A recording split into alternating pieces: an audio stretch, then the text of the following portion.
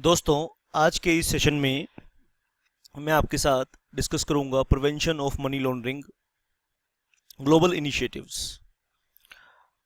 कि money laundering को हमें कैसे देखना है और इंटरनेशनल लेवल पर क्या कोशिशें की गई हैं मनी लॉन्ड्रिंग को रोकने के लिए। ग्लोबल इनिशिएटिव्स मतलब डिफरेंट गवर्नमेंट ने, इंटरनेशनल कम्युनिटी ने क्या क्या किया है मनी लॉन्ड्रिंग को रोकने के लिए। अब तक तो ये बात आपको समझ में आ चुकी होगी, और अगर नहीं भी आई तो ये मान लो कि मनी लॉन्ड्रिंग एक इंटरनेशनल फिनोमिना है। यानी इंटरनेशनल लेवल पर इन्वॉल्व हुए बिना मनी लॉन्ड्रिंग करना आसान नहीं है। बड़े लेवल पर मनी लॉन्ड्रिंग तभी हो पाती है जब इसमें इंटरनेशनल जो गठजोड़ हैं वो जुड़े हुए हैं, इंटरनेशनल संस्थाएं इसमें जुड़ी हुई हैं। चलिए हम बात करेंगे। आपके स्क्रीन पर prevention of money laundering global initiatives को थोड़ा सा ब्रीफली डिफाइन किया गया है। फिर एक एक करके हम थोड़ा सा ब्रीफली, थोड़ा सा डिटेल में भी पढ़ेंगे इनको, डिफरेंट एफर्ट्स को। तो since money laundering is an international phenomena, transnational cooperation is of critical importance in the fight against this means. तो अंतर्राष्ट्रीय स्तर पर यह जरूरी है कि अगर इस बुराई से आपने लड़ना है तो अंतर्राष्ट्रीय स्तर पर आपके बीच में कोऑपरेशन होना चाहिए। A number of initiatives have been taken to deal with the problem at the international level. In this context, United Nations or the Bank for International Settlements took some initiatives in 1980s to address the problem of money laundering. However, with the creation of the Financial Action Task Force in 1989, आप ये ध्यान रखना बेटा, exam में बहुत important question आ सकता है। FATF के बारे में आपसे पूछेगा। तो FATF को क्यों बनाया गया? To fight against the money laundering. However, with the creation of the financial action task force in 1989, regional groupings such as European Union, तो कुछ देशों ने अपने अपने छोटे छोटे ग्रुप बनाए। European Union, council of Europe, the organisation of American states also established anti money laundering standards for their member countries. तो कई ग्रुप बन गए इंटरनेशनल लेवल पर, और उन लोगों ने ये रेजोल्यूशन पास किया, ये प्रस्ताव पारित किया कि वो अपने देश में मनी लॉन्ड्रिंग के अगेंस्ट कानून बनाएंगे।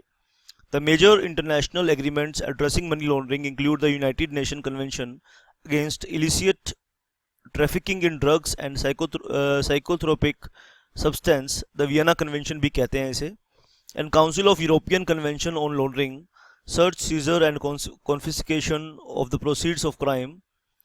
The role of financial institutions in preventing and detecting money laundering is also been the subject of pronouncements of the Basel Committee on the regulation on the banking regulation supervisory practices, the European Union and international organizations of Security Commission। तो पहले हमने ये देखा कि international level पर कौन कौन से इनिशिएटिव लिए गए हैं।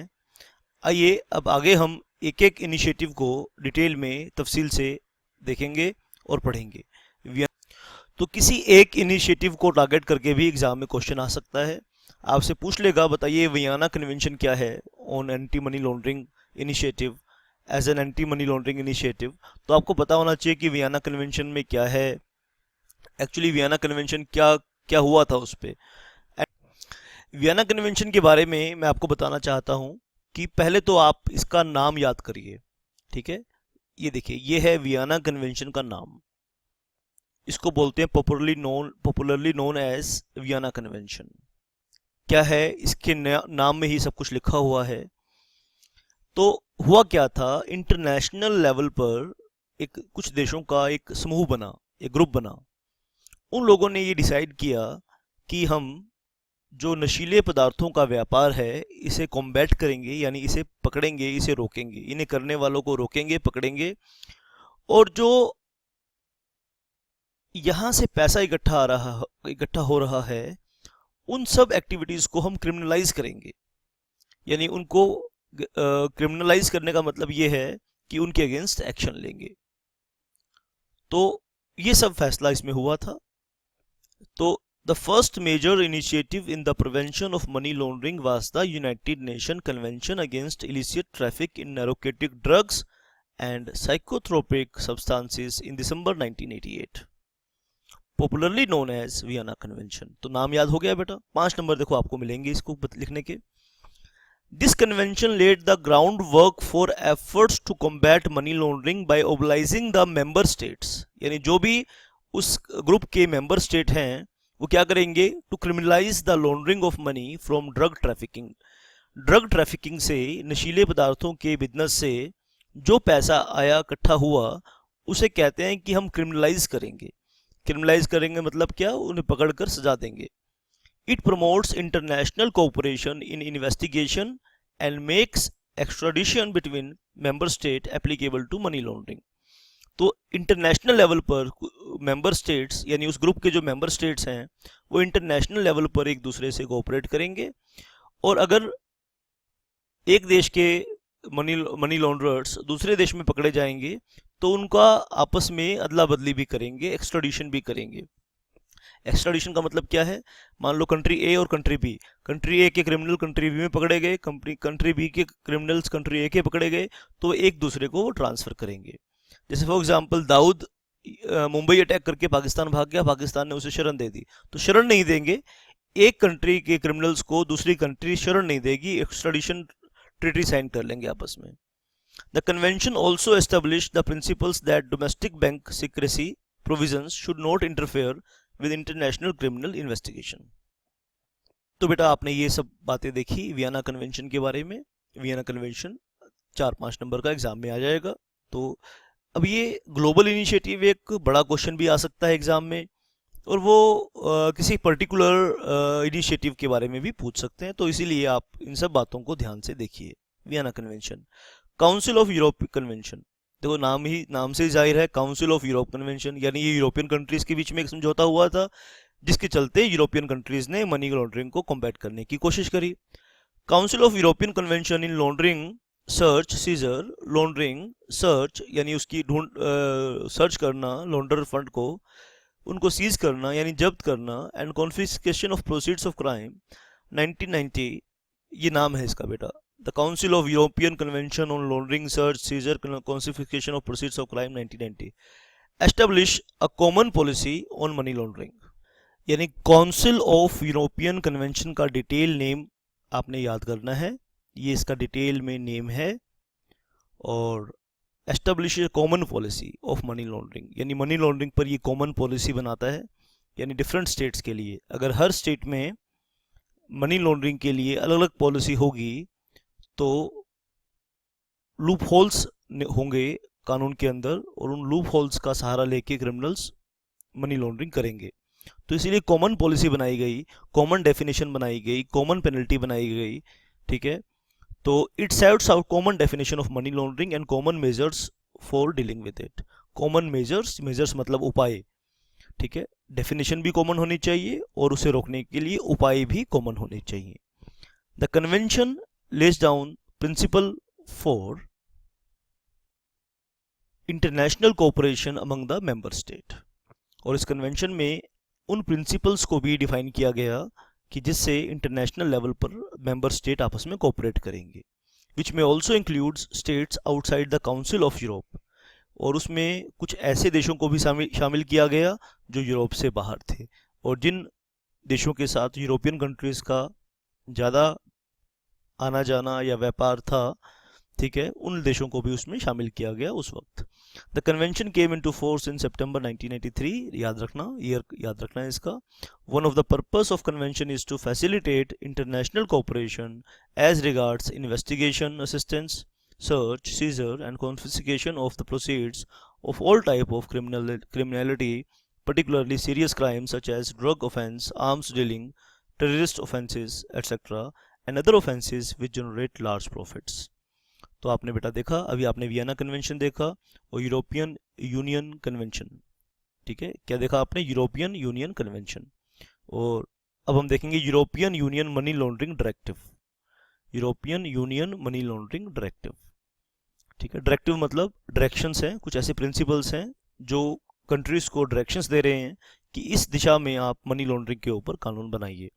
In response to the new opportunities for money laundering opened up by the liberalization of capital movements and cross-border financial services in the European Union, The Council of the European Communities in June 1991 issued a directive on the prevention of use of the financial system for the purpose of money laundering.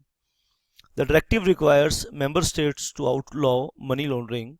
The member states have been put under obligation to require financial institutions to establish and maintain internal system to prevent money laundering, to obtain the identification of customers with whom they enter into transactions of more than one particular amount, and to keep proper records of at least 5 years.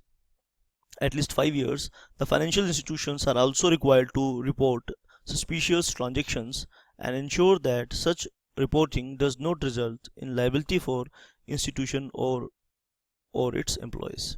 तो बेटा European union money laundering directive में आपने पढ़ा, देखो ये हम देख रहे हैं इंटरनेशनल लेवल पर क्या क्या इनिशिएटिव, क्या क्या कोशिशें की गई हैं। और एक इसमें बहुत मशहूर है Basle committee's statement of principles. एक बास्ले कमेटी बनाई गई दिसंबर 1998। The Basle committee on banking regulation supervisory practices issued a statement of principles to be complied by the international banks of member states। यानी जो भी मेंबर स्टेट्स हैं, जो भी उस कन्वेंशन की मेंबर स्टेट्स हैं, तो उनके बैंक्स को कैसे सिस्टम क्रिएट करने हैं, तो बैंकों के लिए कुछ प्रिंसिपल्स बनाए गए, कुछ रूल बनाए गए। These principles include identifying customers, और उनमें क्या था कि कस्टमर्स को आइडेंटिफाई कैसे करना है, KYC नो योर क्लाइंट कैसे करना है, अवॉइडिंग सस्पिशियस ट्रांजेक्शंस को कैसे अवॉइड करना है, and cooperating with law enforcement agencies, और लॉ एनफोर्समेंट एजेंसीज के साथ कैसे कोऑपरेट करेंगे। बैंक जब तक लॉ एनफोर्समेंट एजेंसीज के साथ कोऑपरेट नहीं करेंगे तो मनी लॉन्ड्रिंग पर कभी भी रोक नहीं लग सकती। Statement aims at encouraging the banking sector to adopt common position in order to ensure that banks are not used to hide or launder fund acquired through criminal activities. तो criminal activities के through जो fund acquire किए गए तो bank उसे help ना करें, bank उसे एंटी मनी लॉन्ड्रिंग शाबाश इनिशिएटिव्स लें। तो resolution of the international organisation of IOSCO, resolution of international organisation of security commission. सबसे पहले ये जानो कि IOSCO है क्या। जैसे हमारे देश में सेबी है, जैसे यूनाइटेड स्टेट्स में सिक्योरिटी कमीशन ऑफ US है, सिक्योरिटी कमीशन ऑफ अमेरिका। तो ऐसे हर एक कंट्री ने अपना अपना कैपिटल मार्केट रेगुलेटर बनाया हुआ है। आप सेबी के बारे में पढ़ते हैं, सिक्योरिटीज आप capital market and security law आपका एक सब्जेक्ट है, वहाँ आप सेबी के बारे में डिटेल में पढ़ते हैं। तो हर देश का अपनी अपनी सेबी है। तो डिफरेंट कंट्रीज़ की जो सेबीज़ हैं उनकी एक संस्था है, उसका नाम है IOSCO। इस संस्था को क्यों बनाया गया, तो ये चीज़ हमें समझनी है, ताकि एक कंट्री को दूसरे कंट्री में पब्लिक कैपिटल रेज करने में दिक्कत ना आए। US की कंपनीज इंडिया में कैपिटल रेज कर पाएँ और इंडिया की कंपनी US में कैपिटल रेज कर पाएँ। ऐसा तभी संभव है जब आपस में हमारे जो कॉर्पोरेट लॉज हैं वो आपस में मैच करें। तो IOSCO क्या करता है, स्टैंडर्ड लॉज सजेस्ट करता है ताकि मेंबर कंट्रीज अपने अपने देश में ऐसे कानून बनाएं ताकि वो एक दूसरे के साथ कोऑपरेट कर पाएं। तो ये भी अपना रोल प्ले करता है, IOSCO का भी रोल है। शाबाश, आप ध्यान से सुनेंगे। International organisation of security commission IOSCO adopted in October 1992 a resolution encouraging its members to take necessary steps to combat money laundering in securities and future markets। ठीक है बेटा, तो सिक्योरिटी और फ्यूचर मार्केट में देखो बैंकिंग सेक्टर में ना आए इसलिए बास्ले कमेटी को हमने पढ़ा, और सिक्योरिटी मार्केट में ना आए इसीलिए IOSCO के रिकमेंडेशंस हैं वो हमने बनाए। IOSCO ने रिकमेंडेशंस बनाए जिसके चलते कि क्रिमिनल पैसा कैपिटल मार्केट में इन्वेस्टमेंट ना हो, कमोडिटी मार्केट में इन्वेस्टमेंट ना हो उसकी।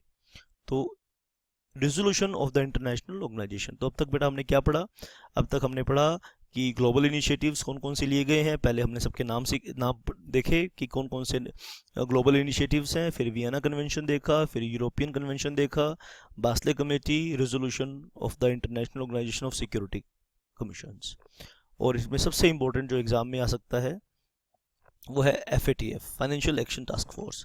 तो FATF के बारे में सभी बातें डिटेल में हम यहाँ आपके साथ डिस्कस करने वाले हैं। FATF बहुत ध्यान से करना है। FATF क्या चीज़ है? Financial action task force FATF is an intergovernmental body in 1989 by ministers of its member jurisdiction।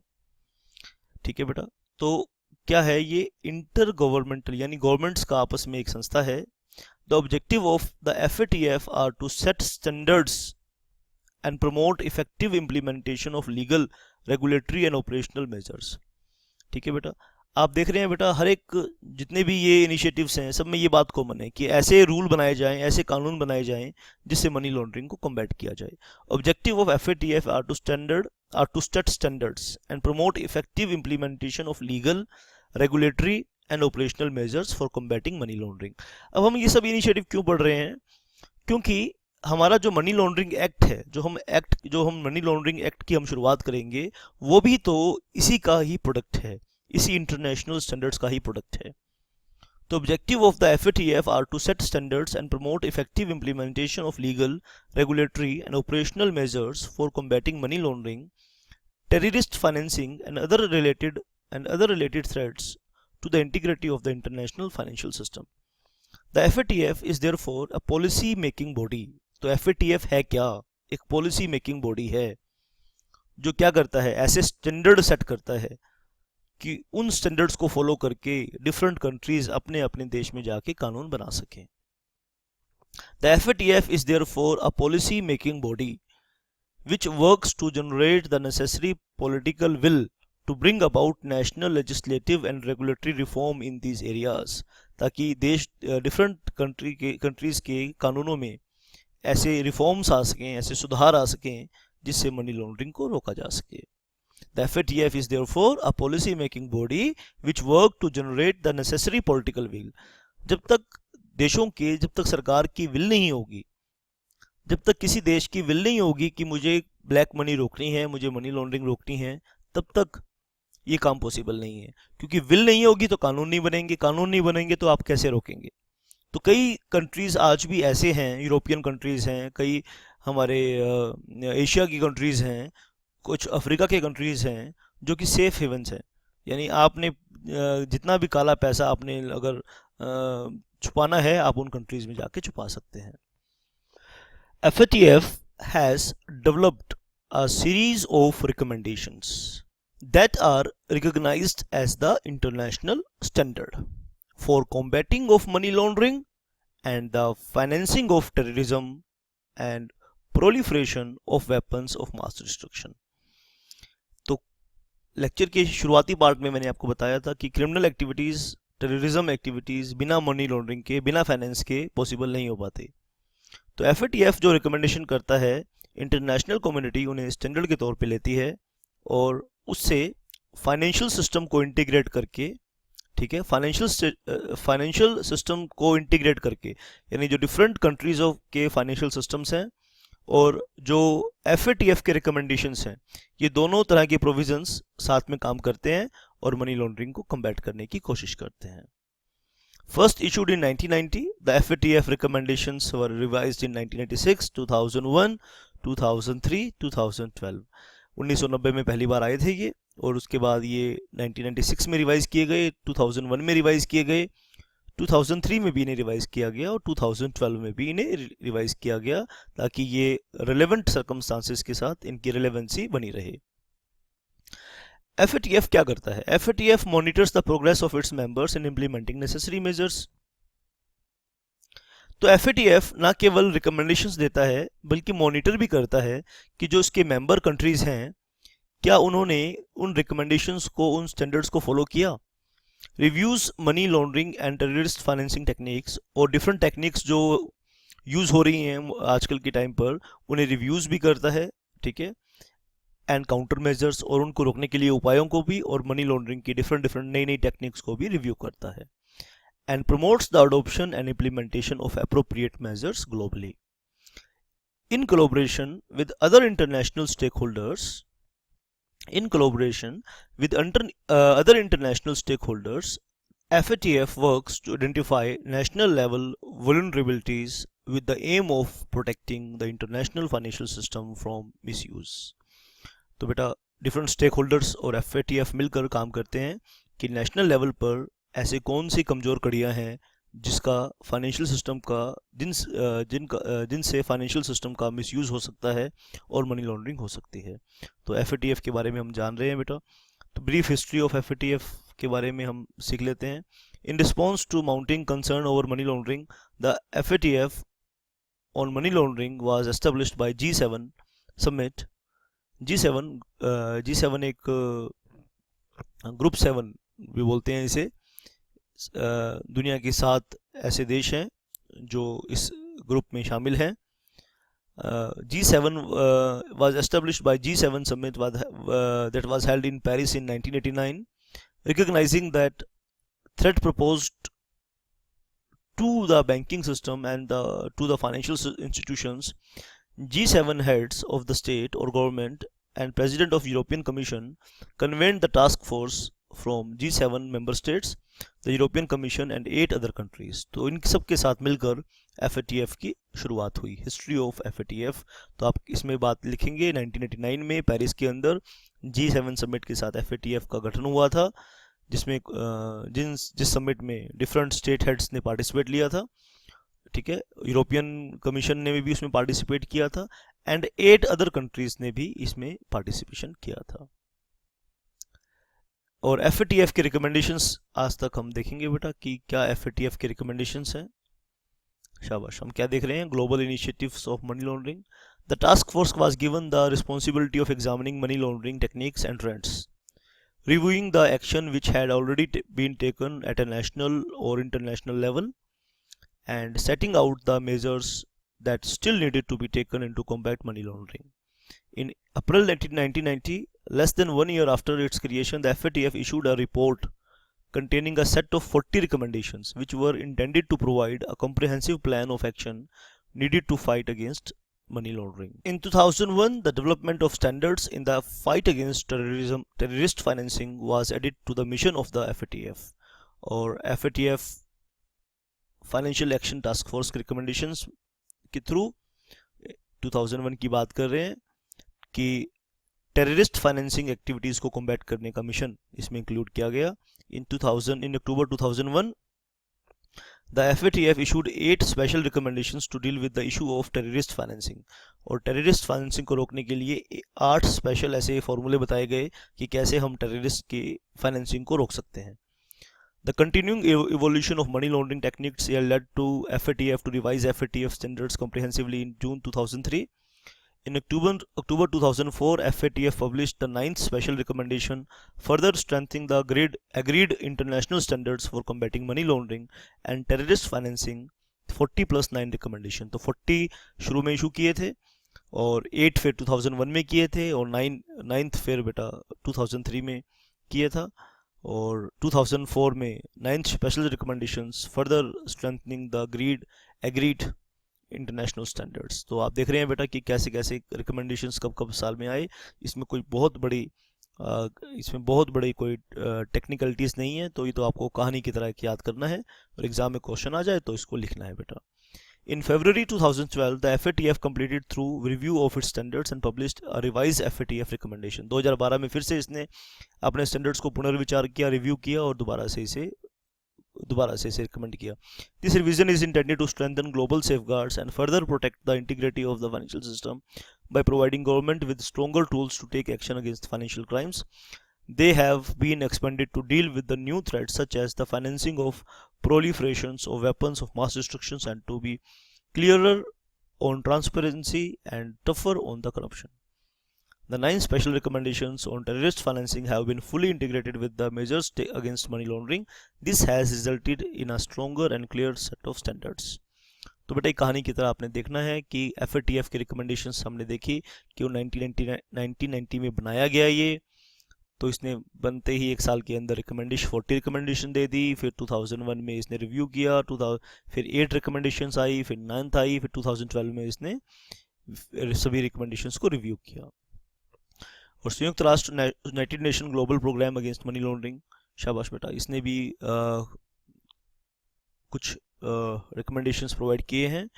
चलिए हम इन्हें भी देखेंगे। United nation global programme against money laundering Office of the Drug Control and Crime Prevention implement this program against money laundering with a view to increase the effectiveness of international action against money laundering through comprehensive technical cooperation services offered to governments.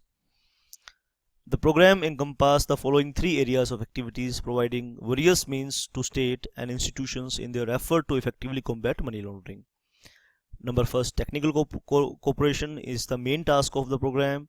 It encompasses activities of creating awareness, institution building and training. Number second, the research and analysis aims at offering states key information to better understand the phenomena of money laundering and to enable the international community to devise more efficient and effective countermeasures strategies. The commitment to support establishment of financial investigations services for raising the overall effectiveness of law enforcement measures. तो हम देख रहे हैं कि United nation global initiative against money laundering, बेटा ये आपने learn करने हैं अच्छे से, और कोई भी यहाँ पर आपका डाउट है तो आपने अच्छे से क्लियर करना है। और अब हम इंडियन इनिशिएटिव्स को देख लें। Prevention of money laundering Indian initiative, सबसे important point, in view of an urgent need for enactment of a comprehensive legislation for preventing money laundering and concerned and connected activities, confiscation of proceeds of crime, setting of agencies, mechanism for coordinated measures for combating money laundering, the Prevention of Money Laundering Bill 1998 was introduced in the Parliament on 4th August 1998। तो देखो 1998 से हमने भी एक कानून bill लेकर आए थे पार्लियामेंट के अंदर 4 अगस्त 1998 को। Bill was referred to the standing committee of finance which prescribed its report on 4th March 1999 to Lok Sabha. After incorporating the recommendations of the standing committee, the government introduced the Prevention of Money Laundering Bill 1999 in the Parliament on October 29, 1999. The bill received the assent of the President and became Prevention of Money Laundering Act 2002 on 17th January 2003. Act has come in force with effect from 1st July 2005. Act was last amended in the year 2009-2012। तो ये बेटा briefly हमने globally initiative देखे, मैंने फटाफट आपको ये बताए ग्लोबल इनिशिएटिव्स, और यहाँ से एग्जाम में क्वेश्चन आ सकता है। और बेटा अब हम डिटेल में चर्चा करेंगे prevention of money laundering act 2002। तो सबसे पहले हम देखेंगे scheme of the act. Prevention of money laundering act 2002, सबसे पहले हम देखेंगे scheme of the act. The prevention of money laundering act 2002 consist of 10 chapters containing 75 sections. Total 10 chapters हैं, 75 सेक्शंस हैं, एक साथ में शेड्यूल दिया है। उस शेड्यूल को हम 5 हिस्सों में बांट सकते हैं। Chapter 1 containing section 1 and 2 deal with short title, extent, commencement and definitions. Chapter 2 containing section 3 and 4 provides for offences and punishment of money laundering. Chapter 3 sections 5 to 11 provides for attachment, adjudication and confiscation. And Chapter 4 section 12 to 15 deal with the obligations of banking companies, financial institutions and intermediaries. Chapter 5 section 16 to 24 relates to summons, searches and seizures. Act provides for establishment of appellate tribunal, and thus sections 25 to 42 under chapter 6 provides the composition, procedure, power, jurisdiction etc. of appellate tribunals. Chapter 7 section 43 to 47 deal with the special courts, and chapter 8 sections 48 to 54 provides for various authorities under the act.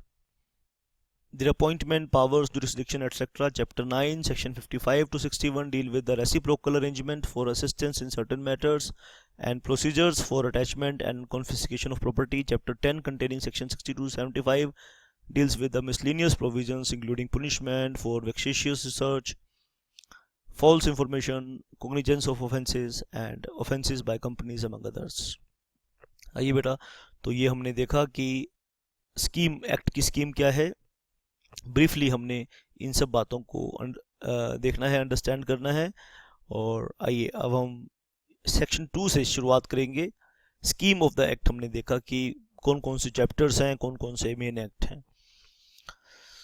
चलिए बेटा शाबाश। अब हम definition से start करेंगे कि act की definitions क्या हैं इम्पोर्टेंट, और सारी ये बातें हम डिस्कस करेंगे। Section 2 of the Act defines various terms used in the Act. Some of the important definitions are given below. Attachment की बात करेंगे। Sub section 1 clause D defines attachment as to mean prohibition of transfer, conversion, disposition of movement of property by an order issued under chapter 3। अगर आपके पास chapter 3 के अंदर अगर आपके against order आया है, अटैचमेंट ऑर्डर हुआ है, इसका मतलब आपके पास जो एसेट हैं आप ना तो उसे ट्रांसफ़र कर सकते हैं, ना तो उसे दूसरे एसेट्स में कन्वर्ट कर सकते हैं, ना उनको एक स्थान से दूसरे स्थान तक उनकी पोजीशन को ट्रांसफ़र कर सकते हैं। शाबाश बेटा। तो section close 1 D important definitions कर रहे हैं। अटैचमेंट, जब हम अटैचमेंट का वर्ड यूज़ करते हैं, यानी अगर आपके एसेट्स के ऊपर अटैचमेंट ऑर्डर हुआ है, इसका मतलब ये है कि आप उन एसेट्स को ट्रांसफ़र नहीं कर सकते, कन्वर्ट नहीं कर सकते, उनका डिस्पोजिशन नहीं कर सकते, उनको मूवमेंट नहीं कर सकते। शाबाश। आप ध्यान से देखेंगे। एक ब्रेक लेंगे, ब्रेक के बाद हम आगे का चैप्टर करेंगे और डेफिनेशंस, इंपॉर्टेंट डेफिनेशन सब करेंगे इसमें। एंड और शाबाश। और आपके एग्जामिनेशन पॉइंट ऑफ व्यू से सारे इंपॉर्टेंट सेक्शंस हम इसमें डिस्कस करने वाले हैं। टेक अ ब्रेक और उसके बाद हम बात करते हैं।